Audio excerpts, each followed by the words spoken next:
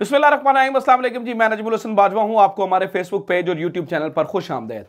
नाज़रीन किराम, इस वक्त ताज़ा तरीन खबर यह है कि इलेक्शन कमीशन ऑफिस के अंदर एक हंगामी मीटिंग की जा रही है और जो चीफ इलेक्शन कमिश्नर हैं उन्हें दौड़े लगी हुई हैं। इन्हें समझ नहीं आ रहा कि करना क्या है। इसकी वजह अदालत का एक हुक्म है। इस्लामाबाद हाई कोर्ट ने एक हुक्म दिया है और कहा है कि कल ही इस्लामाबाद के अंदर इलेक्शन करवाए जाए। इस इलेक्शन की वजह से, यानी कि जो कल इलेक्शन करवाने हैं, अब जो चीफ इलेक्शन कमिश्नर है उन्हें समझ नहीं आ रही है, क्योंकि इन इलेक्शंस को रुकवाने के लिए पूरी की पूरी जो वफाकी हुकूमत है उसने जोर लगा दिया। अब ये जो इलेक्शंस हैं उसको रोकने के पीछे क्या कहानी थी, या ये इलेक्शंस मतलब अगर ये बलदियाती इलेक्शंस मतलब आमतौर पे ये बड़ी छोटी सी बात समझी जाती है, कैपिटल के अंदर के बलदियाती इलेक्शंस करवाने हैं, लेकिन इस इलेक्शंस का, इन बलदियाती इलेक्शन का असर पूरे मुल्क पे पड़ना है। नाज़रीन किराम, पूरे मुल्क पे इसका असर जो है ना वो पड़ेगा। कुछ लोग तो इसे हकीकी मानों में कल का अगर इलेक्शन हो जाते हैं तो इसे रेफरेंडम समझ रहे हैं। हालांकि इस चीज को भी रोकने के लिए इस वक्त बहुत ज्यादा साजिशें हो रही हैं, चलाकियां खेलने की कोशिश की जा रही है। वो पूरी अपडेट्स मेरे पास मौजूद है, लेकिन मैं आपको ये बता दूं कि ये इलेक्शन मुल्क भर में रेफरेंडम के तौर पर जो है वो नाज़रीन किराम लिए जा रहे हैं कि रेफरेंडम जो है ना वो कल हो जाएगा अगर ये इलेक्शन होने। एक रेफरेंडम ये है और एक रेफरेंडम पाकिस्तान तहरीके इंसाफ मुल्क भर में करवा रही है। वो भी मामला क्या है, उसमें क्या सवाल पूछे जा रहे हैं, कौन सी पर्चियां लेके आई जा रही हैं, वो भी मैंने आपके सामने रखना है। और एक रिपोर्ट जिसकी वजह से ये सब कुछ हुआ वो भी मैंने आपके सामने रखनी है। हुआ ये नाज़रीन किराम, आज एक अदालत का बहुत ही मजेदार अहम तरीन फैसला आया कि इलेक्शंस कल के कल ही करवाए जाएं, यानी कि इलेक्शंस 31 जनवरी को करवाए जाएं, बल्दियाती इलेक्शंस। अब ये बल्दियाती इलेक्शंस इंपॉर्टेंट क्यों है? नाज़रीन किराम, जो इस वक्त की सूरत हाल चल रही है मुल्क भर के अंदर, उसके अंदर गवर्नमेंट जो वफाकी हुकूमत है वो किसी भी किस्म के इलेक्शन नहीं करवाना चाहती, क्योंकि यहाँ पर जो भी उसके आउटकम आएंगे, जो भी उसकी जो है ना वो नताए जाएंगे, उसका असर मुल्क भर में पड़ेगा। ये ऑब्वियस सी बात है। तो एक रिपोर्ट लीक हुई, मेजर आदिल राजा ने वो रिपोर्ट लीक की थी। SEC HQ इस्लामाबाद है, SEC हेडक्वार्टर इस्लामाबाद की। इस रिपोर्ट में ये पता चला था कि 101 जो यूनियन काउंसिल्स हैं जिनके अंदर ये इलेक्शंस होने जा रहे हैं, उसमें से जो 61 हैं वो डायरेक्टली PTI जो है ना वो निकाल जाएगी। PP 2 पे कामयाब होगी, PMLN 25 पे कामयाब होगी और इंडिपेंडेंट जो है वो 6 हासिल करेगी। 63 जो है वो PTI निकाल जाएगी, 61 नहीं 63, 6 के ऊपर जो है वो इंडिपेंडेंट जो है वो कामयाब होंगे। जब ये रिपोर्ट हुकूमत तक पहुंची और उन्हें पता चला तो उन्होंने ये फैसला किया कि किसी भी तरीके से इस इलेक्शन को रुकवाना है, क्योंकि अगर कल ये इलेक्शन हो जाते हैं तो इसका ऐसे कहते हैं कि डोमिनो इफेक्ट, कि एक कार्ड गिरता है तो फिर सारे गिरते चले जाते हैं। और डोमिनो इफेक्ट होना था पब्लिक के ऊपर, कि पब्लिक ने समझना था कि यही असल अवाम चाहती है, यानी कि यही असल जो है ना वो अवाम की राय है इस्लामाबाद की। अगर आप सोच के देखिए कि 101 में से अगर 63 सीटें, तो ये 3/4 बन जाता है कि आप 63 सीटें जो है ना वो लेके चले जाएं, 2/3 बन जाता है ये कि आप 63 सीटें जो है ना वो अगर लेके चले जाते हैं। तो इसको रुकवाने के लिए इन्होंने एक गेम खेलने की कोशिश की थी वफाकी हुकूमत ने। ये 19 को गए और उन्होंने कहा जी हालात खराब होने वाले हैं और इलेक्शन अभी नहीं हो सकते हैं, तो आप इसको डिले कर दीजिए। तो ये इलेक्शन कमीशन के पास गए। इलेक्शन कमीशन बीच में से तो मिला हुआ था, गेटमेट होती है, लेकिन बज़ाहिर तौर पर, वक्ती तौर पर उन्होंने कहा नहीं जी नहीं, इलेक्शन जो है वो 31 दिसंबर को ही होंगे।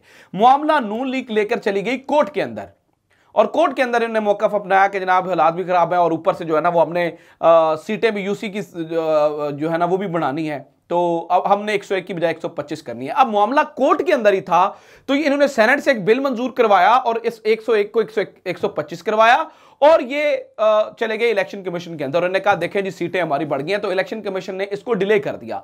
अब PTI और जमात इस्लामी कोर्ट के अंदर चली गई और उन्होंने कहा कि जनाब ये तो बहुत गड़बड़ हो गई है, ये तो नहीं होना चाहिए, ये तो बड़ा मामला खराब है। तो आज नाज़रीन किराम, कोर्ट ने यह फैसला कुछ देर पहले दिया है कि कल आप 31 को ही इस्लामाबाद के अंदर बल्दियाती इलेक्शंस करवाने जा रहे हैं। अब गवर्नमेंट इसे किसी भी तौर पर रोकना चाहती है। राना सनाउल्लाह साहब का बयान आया है कि यह नहीं होगा।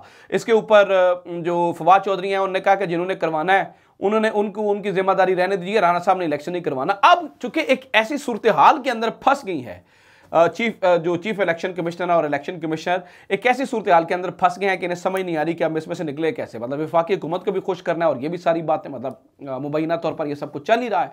तो इसके ऊपर अब सोचा जा रहा है कि इसको क्या किया जाए। तो अभी जब मैं ये वीडियो रिकॉर्ड कर रहा हूं तो शायद इस वीडियो के बाद ही आप ये खबर सुनने को मिले कि ये इंट्रा कोर्ट एक इंट्रा कोर्ट अपील दायर करने जा रहे हैं। जो इस वक्त मीटिंग चल रही है, जो रात के अंधेरे में इस वक्त एक मीटिंग चल रही है, उसमें ये करने के जा रहे हैं कि इंट्रा कोर्ट अपील दायर करने जा रहे हैं। और इंट्रा कोर्ट अपील के अंदर ये कहने जा रहे हैं कि जनाब 2-3 वजूहात हैं। एक तो आज वजारत दाखिला की जानिब से एक दहशतगर्दी तस्वीर जारी कर दी गई है और कहा गया है कि जनाब वो इस्लामाबाद के अंदर आ गया है और वो अमनो अमान और ये सूरत हाल पैदा हो गई और फलां हो गया, ढिमका हो गया।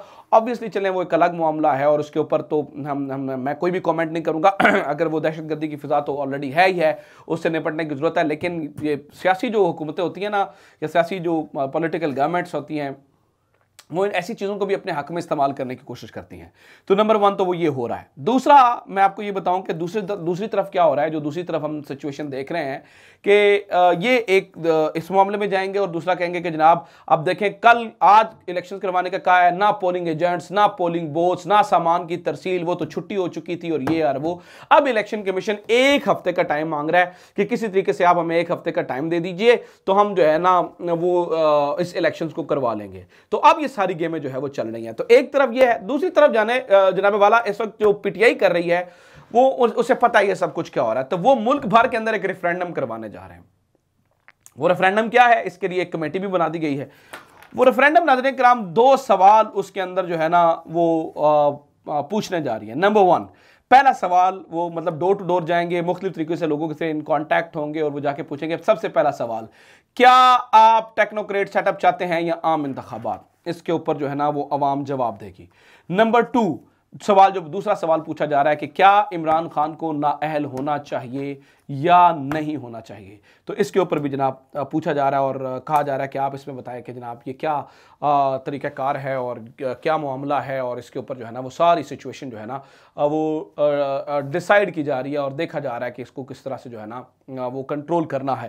तो पाकिस्तान तहरीक इंसाफ जो है वो इस वक्त ये रेफरेंडम करवाने जा रही है। ऑब्वियसली उस रेफरेंडम का जो रिजल्ट होगा वो सबके होश उड़ा देगा और तहरीक इंसाफ ने ये फैसला कर लिया है और एक और प्रेशर टैक्टिक के तौर पर जो तहरीक इंसाफ है वो उसको इस्तेमाल करेगी। जबकि जो दूसरी तरफ है वो कल हकीकी मानों के अंदर अगर इलेक्शन हो जाता है तो ये पूरा रेफरेंडम होगा जो कि मुल्क के अंदर एक नई फ़िज़ा कायम कर देगा और लोगों को अंदाज़ा हो जाएगा। क्योंकि ये सर्वे जो है ना वो इससे अंदाज़ा हो रहा था कि अगर 63 सीटें पाकिस्तान तहरीक इंसाफ निकाल जाती है और सिर्फ 25 सीटें पीएमएल के हक में आती हैं और 2 सीटें जो है वो पीपी को आती हैं, तो फिर इनके पास क्या होगा? आप ये देखें ना कि नून लीग के पास तो 17 सीटों के ऊपर उम्मीदवार ही नहीं है, मतलब वो मिल ही नहीं रहे थे इन्हें। और ये जो पीपी है उसने सिर्फ 22 या 24 जगहों पर इन्हें उम्मीदवार मिले हैं, बाकी जगहों पर तो इन्हें उम्मीदवार भी नहीं मिले हैं। तो ऐसी सूरत हाल के अंदर ये किस तरह से इमरान खान का मुकाबला करेंगे? ऐसी सूरत हाल के अंदर इमरान खान से मुकाबला हो नहीं सकता है। लिहाजा अब इनको कवर कैसे फराम करना है इसके ऊपर पूरी तैयारी की जा रही है। और मैं आपको ये बता दूं कि नाज़रीन किराम इस वक्त रात के अंधेरे के अंदर जो मीटिंग है उसके जो नताइज हैं वो शायद अच्छे ना आए। अवाम का जो फैसला है शायद वो इलेक्शंस की तरफ मुझे तो कल होता हुआ नज़र नहीं आ रहा है। ये अब तक की अपडेट। अपना ख्याल रखें। खुदा हाफ़िज़। पाकिस्तान जिंदाबाद।